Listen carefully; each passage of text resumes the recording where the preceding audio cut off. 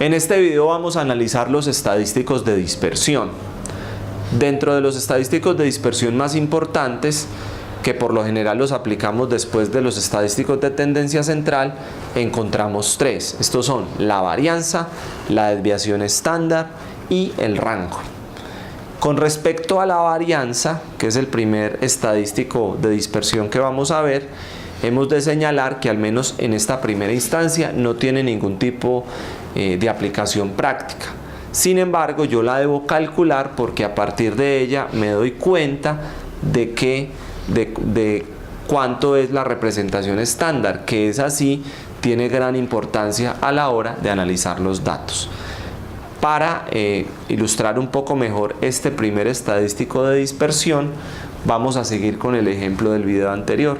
Tenemos 5 niños en una fiesta y cada uno de estos números son las edades de esos niños. Este tiene 5, este tiene 4, este tiene 3, este tiene 2 y este tiene 4. Al promediar las edades, que es un estadístico, recuerden que el promedio o la media es un estadístico de tendencia central, obtenemos un 3.6. ¿Cómo se calcula la varianza? La varianza se calcula promediando la diferencia de cada una de estas edades elevada al cuadrada con respecto al promedio y dividiendo por el número de datos. Vamos a hacerlo entonces a continuación. Vamos a escribir aquí varianza y obtenemos que la varianza va a ser igual al primer dato, que es 5, menos el promedio, que es 3.6, y ese lo vamos a elevar al cuadrado, más el segundo dato, que es 4, menos el promedio, que es 3.6 elevado al cuadrado, más el tercer dato, que es 3, menos 3.6 elevado al cuadrado, más el cuarto dato, que es 2, menos 3.6 elevado al cuadrado, más el quinto dato, que es 4 menos 3.6 elevado al cuadrado. Todo eso lo vamos a dividir entre el número total de los datos, que son 1, 2, 3, 4, 5 datos. Ok. Solucionando estos cuadrados, recuerden que alguien dirá que aquí le va a dar un número negativo, pero recuerden que al estar elevado al cuadrado, todo número elevado a potencia par, como es el caso de que tenemos un 2 aquí para cada uno de estos términos, pues da positivo. Así las cosas, si solucionamos los cuadrados vamos a obtener los siguientes números. 5 menos 3.6 elevado al cuadrado nos va a dar 1,96 más 4 menos 3.6 elevado al cuadrado nos va a dar 0,16 más 3 menos 3.6 elevado al cuadrado nos va a dar 0,36 más 2 menos 3.6 elevado al cuadrado nos va a dar 2,56 más 4 menos 3.6 elevado al cuadrado, es este mismo término, nos va a dar 0,16. Todo eso lo vamos a dividir por 5. Realizando toda la operación obtengo un valor en el numerador que es igual a 5,2 dividido 5. Eso me va a dar como resultado 1,04. Este es el resultado de la varianza. ¿Por qué es tan importante este 1,04? Aquí vamos a pasar entonces a la desviación estándar. ¿Sí? Desviación estándar, o que también se conoce como desviación típica. Esa desviación estándar no es más que la raíz cuadrada de la varianza. Entonces tomo este 1,04 y le saco la raíz cuadrada. Y cuando yo le saco la raíz cuadrada, le aplico la raíz cuadrada a 1,04, obtengo como resultado 1,01. Este es el resultado, esta es precisamente la desviación estándar. ¿Y para qué sirve la desviación estándar? Vamos a graficarlo a continuación. Aquí tenemos a cada uno de los niños con sus edades representados con barras. Estas son las edades del 1 al 5. Aquí en este eje tenemos, vamos a representar la edad, y aquí sobre el eje horizontal vamos a representar a cada uno de los niños. La edad del primer niño es 5, tenemos una barra hasta acá. La del segundo es 4, 3, 2 y 4. Ya obtuvimos el promedio, que es 3,6. Entonces el promedio, que la idea es que pase lo más cercano posible a cada uno de estos datos, lo vamos a representar, o lo representamos con una línea recta, que es igual a 3,6. Recuerden que este 3,6 me va a representar las edades de todos estos niños.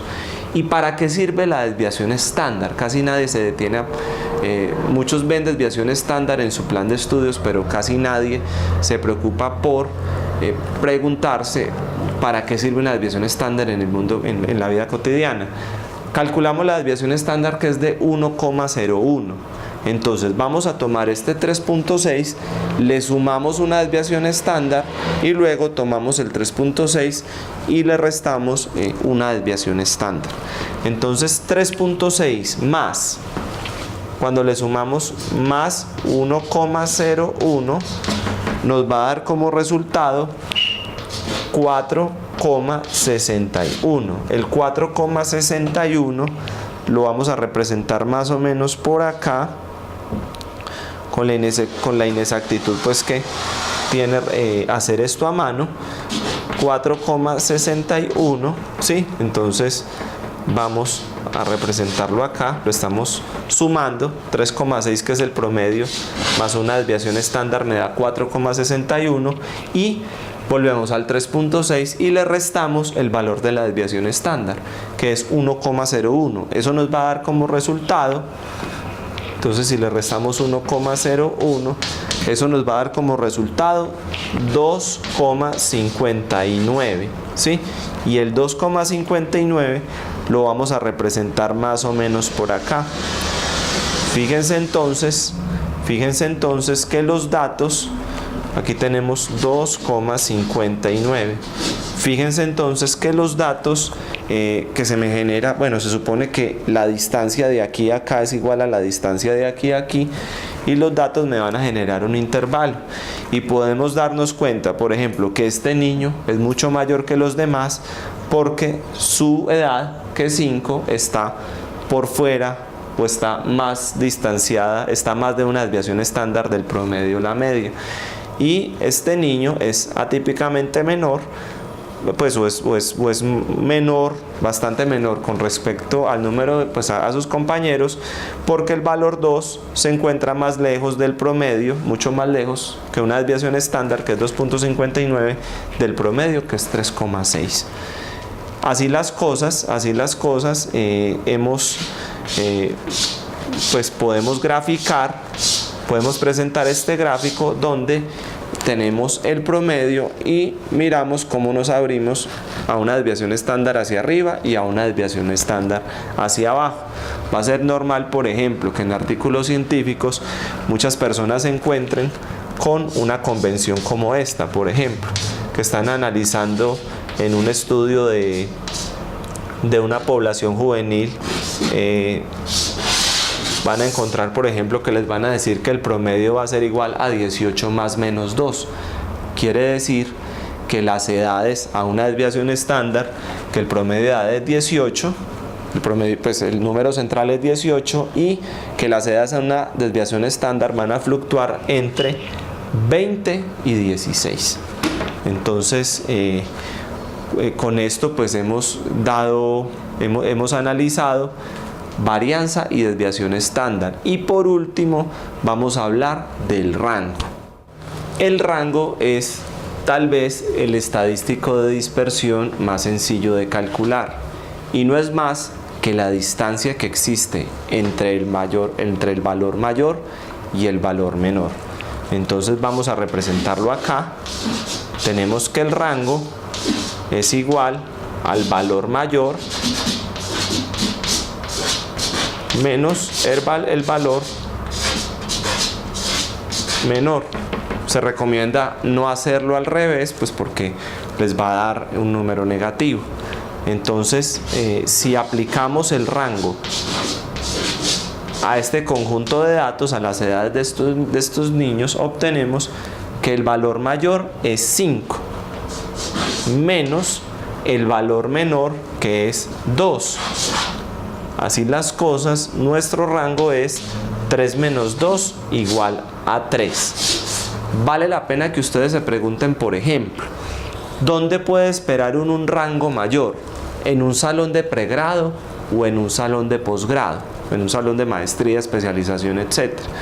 Por supuesto que se espera un rango mayor de edades, por ejemplo, en un salón de posgrado, porque lo lógico es que en los colegios las edades de los niños sean bastante homogéneas. Quiere decir que la distancia que hay entre el de más edad y el de menos edad es más pequeña, y en un salón de posgrado pues hay personas que inmediatamente acaban su plan de estudios, comienzan un posgrado, entonces empiezan relativamente jóvenes, y otras personas después de muchos años de trabajo deciden hacerlo. Por lo tanto, es posible que en un salón haya una persona de 50 años y un joven más o menos de 19, por lo tanto el rango en este tipo de salones espera sea mayor. Así las cosas, hoy hemos hablado en este video hemos hablado de los estadísticos de dispersión, hemos explicado la varianza, que inicialmente no tiene muchas aplicaciones prácticas. Sabemos que una vez calculamos la varianza, le sacamos la raíz cuadrada para definir cuál es la desviación típica o desviación estándar, que esta desviación estándar me genera una idea de qué tanto se concentran los datos alrededor de la media o el promedio. Yo me voy abriendo varias desviaciones estándar. Si yo, por ejemplo, tengo un promedio de 18 con desviación estándar de 2, quiere decir que los datos me van a fluctuar entre 20 y 16. Y por último, hablamos del rango. El rango, que no es más que la distancia que hay entre el valor mayor y el valor menor.